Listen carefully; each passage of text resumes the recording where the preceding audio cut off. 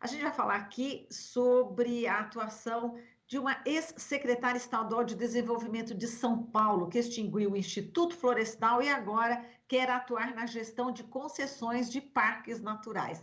A gente vai falar sobre esse assunto com a Helena Dutra Lutgens, ela que é pesquisadora do Instituto Florestal, segunda vice-presidenta da Associação dos Pesquisadores Científicos do Estado de São Paulo. Olá, Helena, bom dia, seja bem-vinda novamente aqui no nosso jornal. Bom dia, Marilu. Obrigada por mais uma vez nos dar essa oportunidade, confiar na gente para as informações. É sempre muito bom estar aqui. Prazer é o nosso, viu, Helena? Mas vamos lá, vamos falar aqui sobre uma notícia, né, que saiu aqui no informativo da ADUSP, da Associação de Docentes da Universidade de São Paulo. E a matéria tem a seguinte manchete: Congresso dos Estados Unidos investiga a McKinsey & Company por conflito de interesses. Essa empresa esteve à frente do projeto USP do Futuro, né? Então, eu queria que você explicasse, né, um pouco, Helena, para a gente, enfim, o que eles estão investigando lá nos Estados Unidos não tem a ver aqui com o que está acontecendo em São Paulo, mas a gente coloca essa notícia justamente para colocar luz nessa questão, né? Vamos lá, vamos falar um pouquinho sobre essa McKinsey & Company, né? Enfim, e que inclusive esteve aqui, como eu já falei, envolvida com o projeto aqui na USP. Por favor, inicialmente, para a gente entender bem o caso aqui, Helena.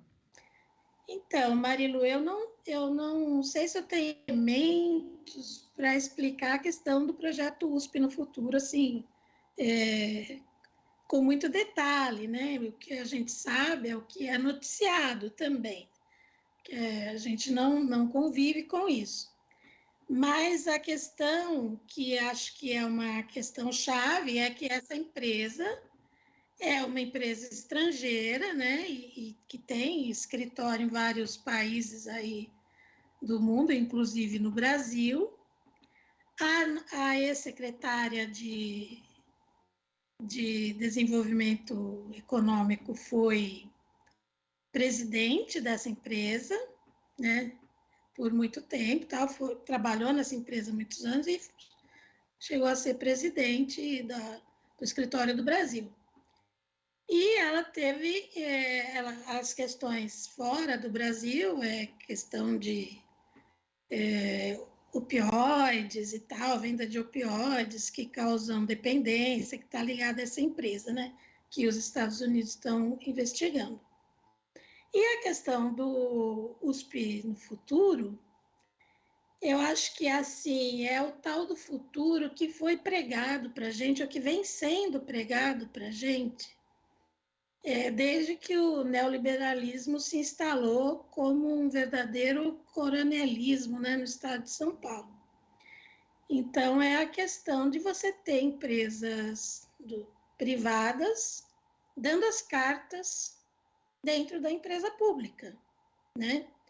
Então, fazendo estudos, consultorias, dizendo o que é que nós temos que fazer para melhorar, para ser tão bons quanto eles, e cortando mesmo, desmontando o serviço público, a história do tal do Estado mínimo, né? E então, assim, acho que são alertas que a gente fechou os olhos por muito tempo, mas que chegou num ponto que o serviço público paulista está, assim, completamente arrasado, né? Por essas intervenções e entrega do serviço público para o setor privado. Isso foi muito forte nesse governo, né? Essa secretária do senhor João Dória, super amigos e firmes nessa questão de favorecer o setor privado, né?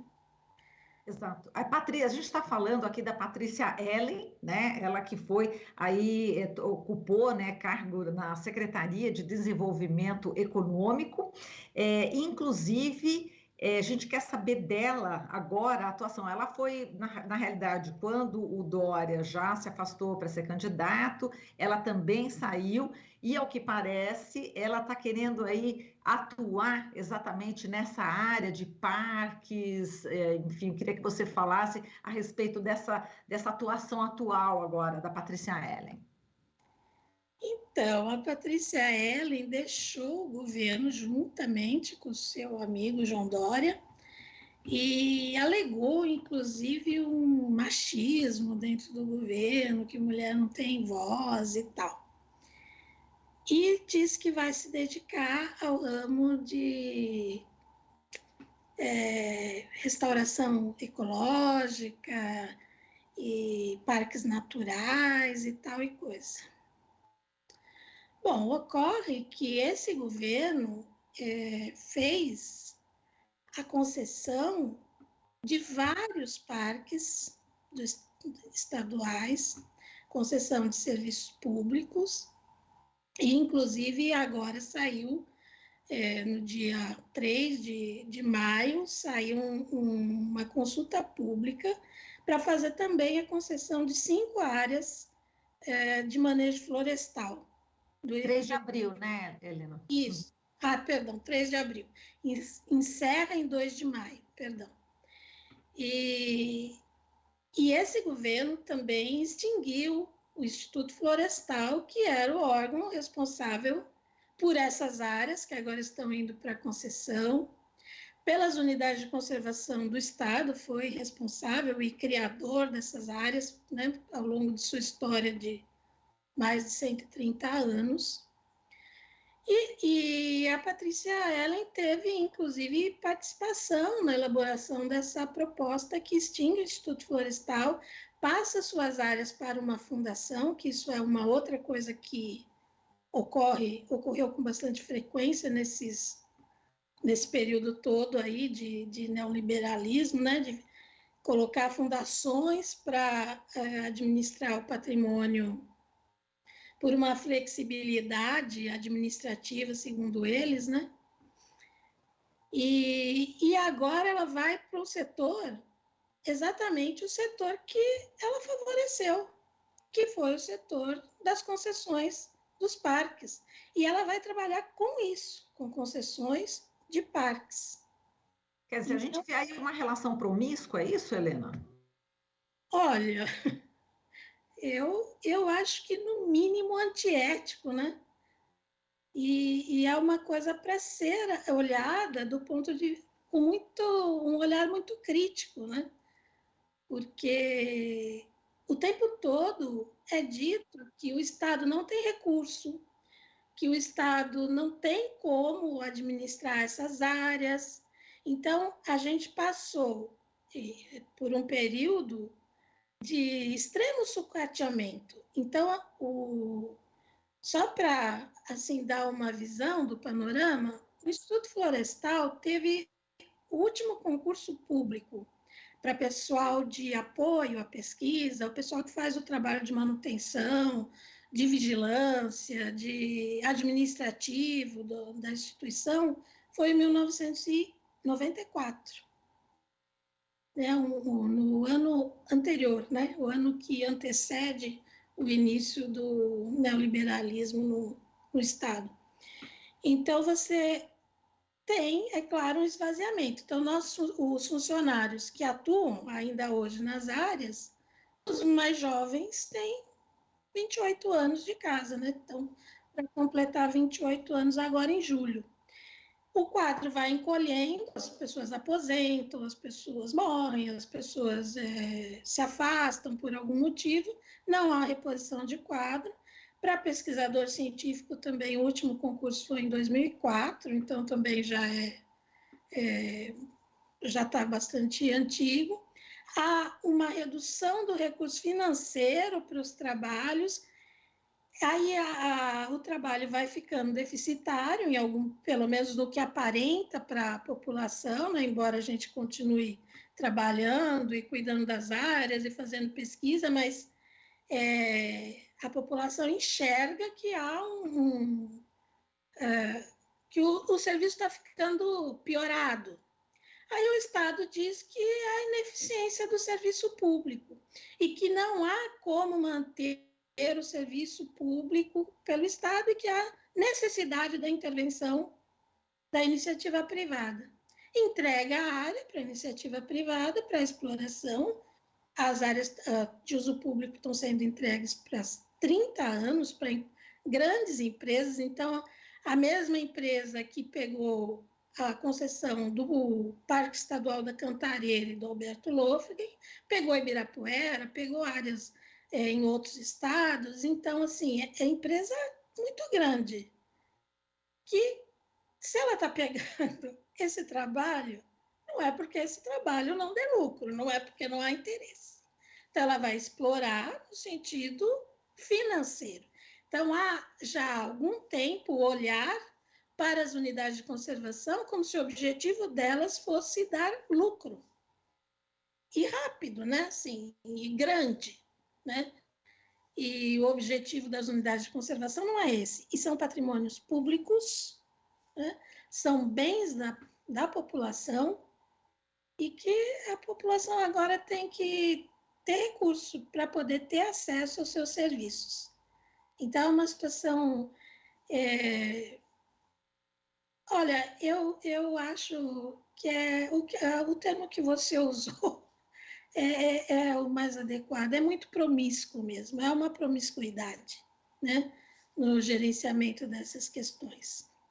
Exato, agora exatamente existe esse conflito, como você falou. Então, a gente já esteve aqui falando do PETAR, né, uma vez, do Parque Estadual Turístico do Alto do Ribeira, que vai afetar profundamente, né, as populações tradicionais. A gente falou também aqui do Parque da Água Branca. E realmente a gente vê aquele discurso, eu já vi reportagens, né, na televisão, na mídia tradicional, que a gente precisa ver, a gente é jornalista, precisa a gente ouvir tudo e ver tudo. E aí tem aí as pessoas falando, ai, que bom, né, que vai privatizar, né, que bom, a gente espera que agora sim melhore. Quer dizer, é um discurso que acaba colando na população por falta de informação, não é, Helena? Quer dizer, quais os prejuízos, né, que toda essa promiscuidade vai trazer, né, para a população? Isso que eu queria que você falasse. Então, eu também estava ontem tentando me preparar melhor, assim, estar bem antenada os assuntos para essa conversa com você. E aí eu estava lendo uma matéria sobre o Horto Florestal e o Parque da Cantareira. E aí eu vi coisas, eu trabalhei muito tempo no Parque Estadual da Cantareira, no começo da minha carreira.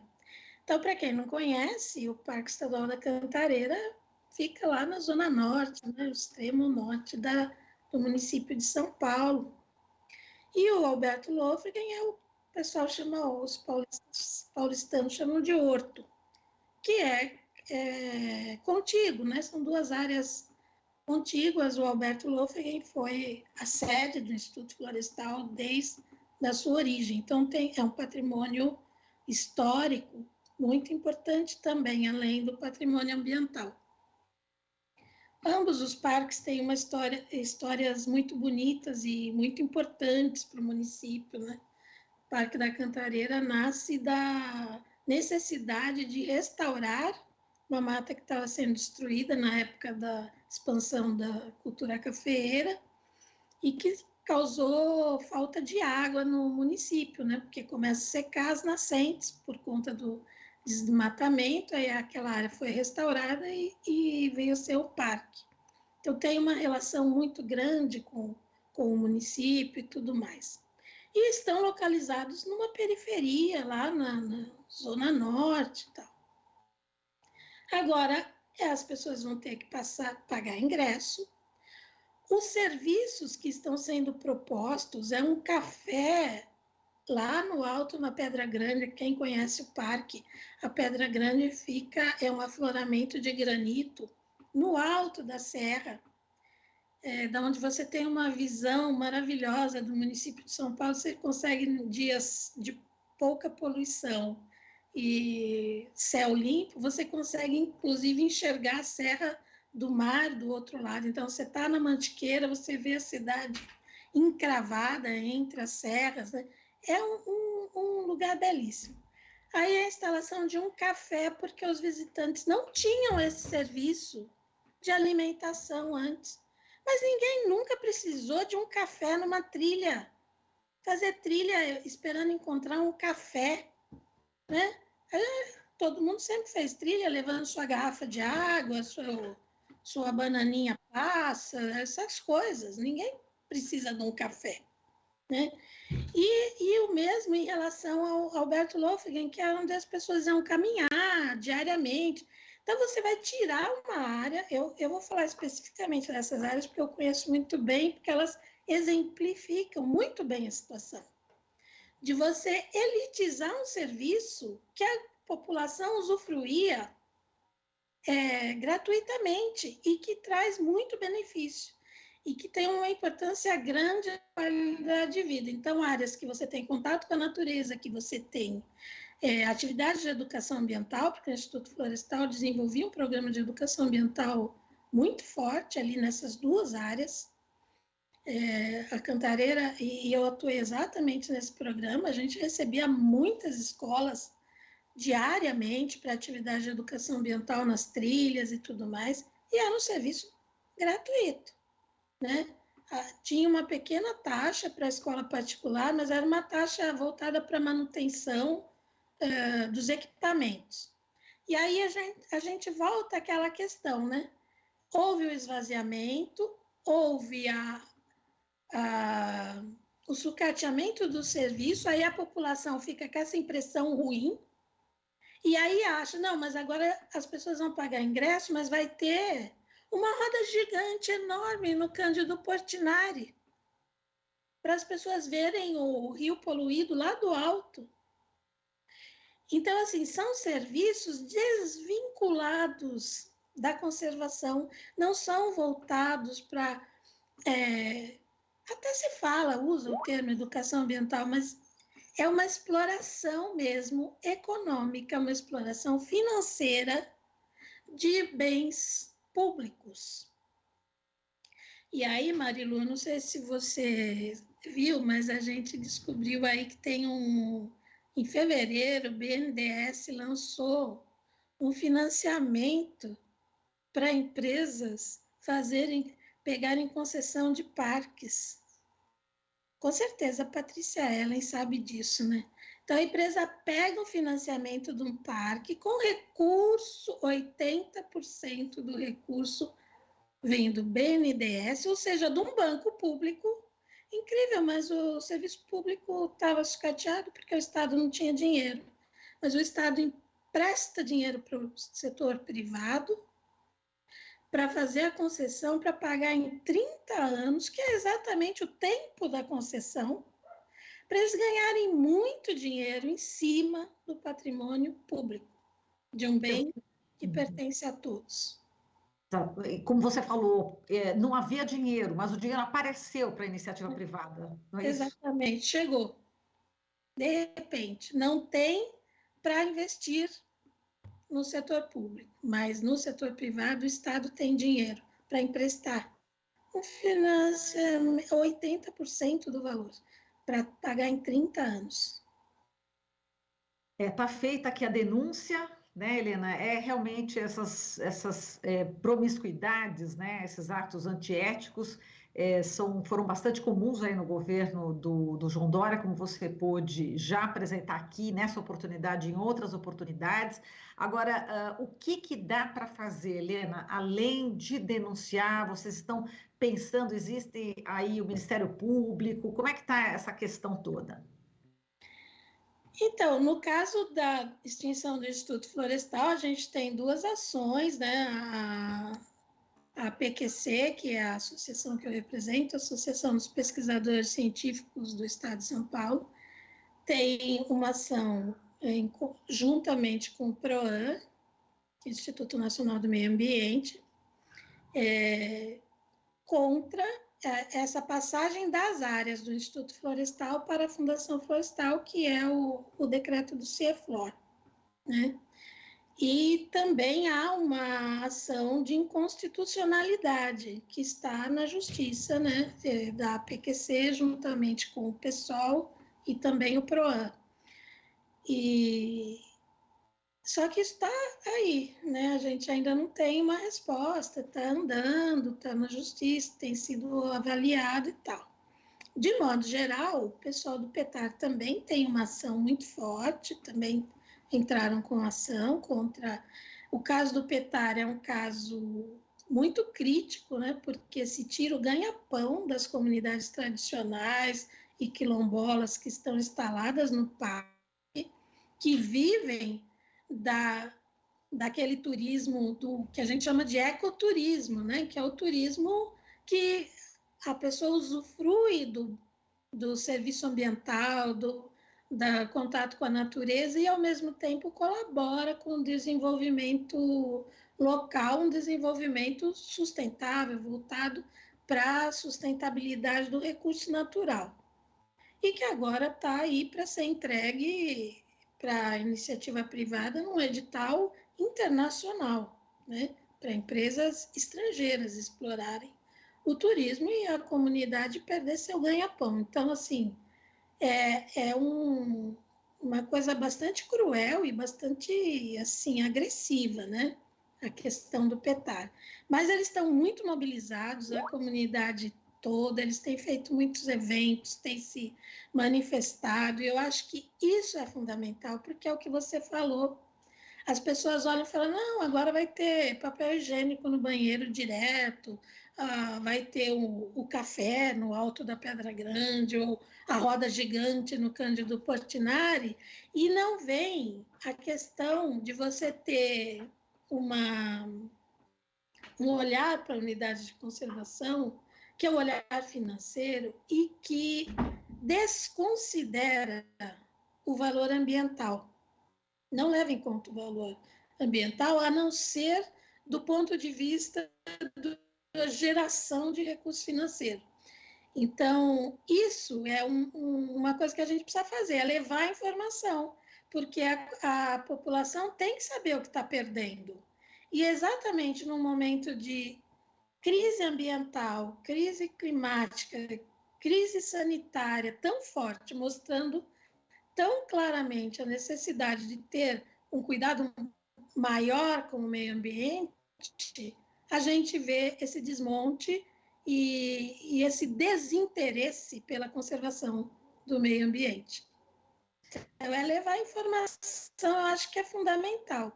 As ações têm que também chamar para a justiça e tal, mas a gente está bem fragilizado, precisando de muito apoio público nessa questão.